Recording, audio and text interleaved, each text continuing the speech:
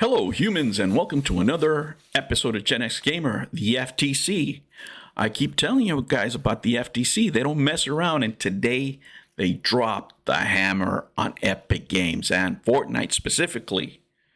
Specifically on them. It is the largest fine of this type.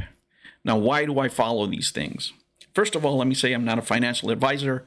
I'm invested in a lot of video game companies, so take everything I say with a grain of salt. This is for your entertainment only. But I'm going to tell you what my thought process is on this subject.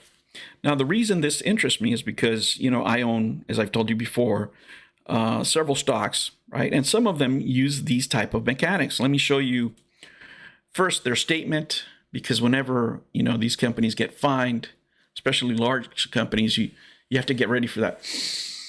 That prepared statement with that fresh BS, just let it hit you, right? Let it hit you. Epic FTC settlement and moving beyond long-standing industry practices. They're throwing everybody under the bus, right? They're saying this is industry-wide, number one. Number two, FTC settlement, right? That's like me saying, I came to a settlement with a CHP after I paid my ticket for speeding. Now, guys, what's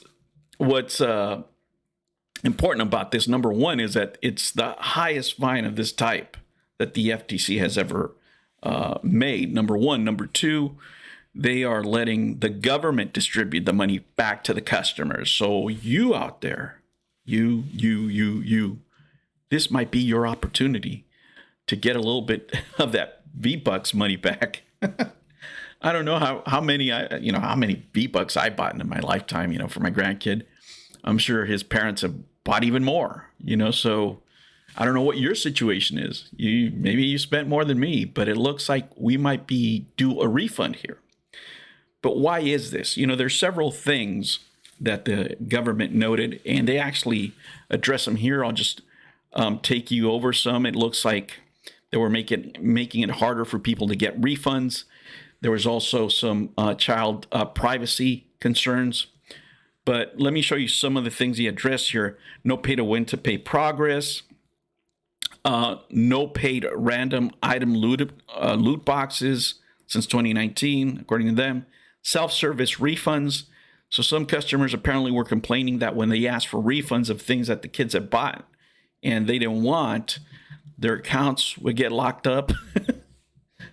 I know what would happen if my grandson's account got locked up. He would not be happy. And I could just imagine, some kid out there going insane because, he can't get into his Fortnite account because he spent $22 too much or $100 or whatever it is. But, whatever. They're going to have instant cancellations of cosmetic purchases made with V-Bucks, a hold to purchase mechanic, an updated chargeback policy, right? But here, the real important part, the one that concerns me, for other businesses is, the talk of dark patterns used by Epic Games that led to the largest penalties, right? And if you don't know what dark patterns are, right, they're manipulative or deceptive design decisions that aim to get users to take some sort of action that they might not have taken out of their own free will. Right, so that's baked into the cake. Basically, the game itself or the program itself will put you in a position to make a purchasing decision, usually that you wouldn't make normally, right, out of your own free will, and that can mean a lot of things, guys. It really can. But the important part for me, right, is that they settled with the FTC. So, there's going to be some precedent there for other companies, right? The FTC will distribute the money to Epic customers at their discretion, right?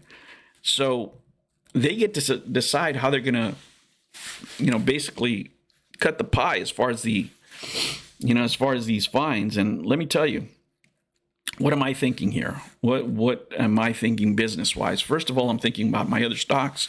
I'm thinking about Electronic Arts. I'm thinking about Take-Two. I'm thinking of other companies that use these same type of mechanics, right, in their games. If I'm invested in them, I'm being cautious, very, very cautious. Now, again, guys, not financial legal advice. This is for your entertainment only. But these are the things that, I look at, right? I look at, especially when we're talking about being in a recession. Do I want to purchase more of these companies if I know fines are coming down? Probably not, right?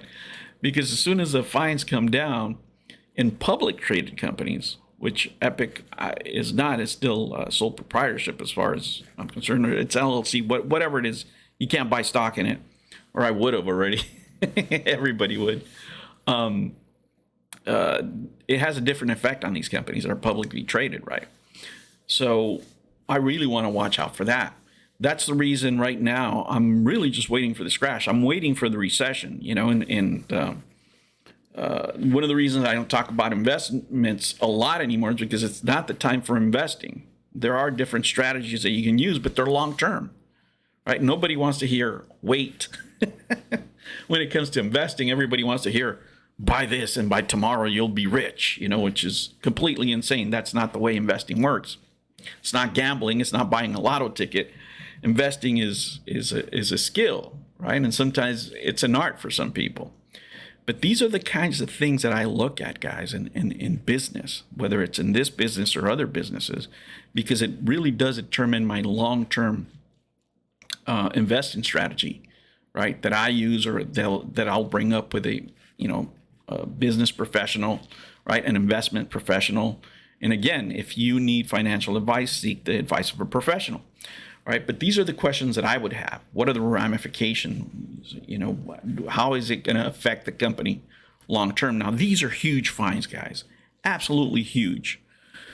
But, in business, it's better to ask for forgiveness than to ask for permission, right? And Epic Games has the money to pay this. I mean, they do.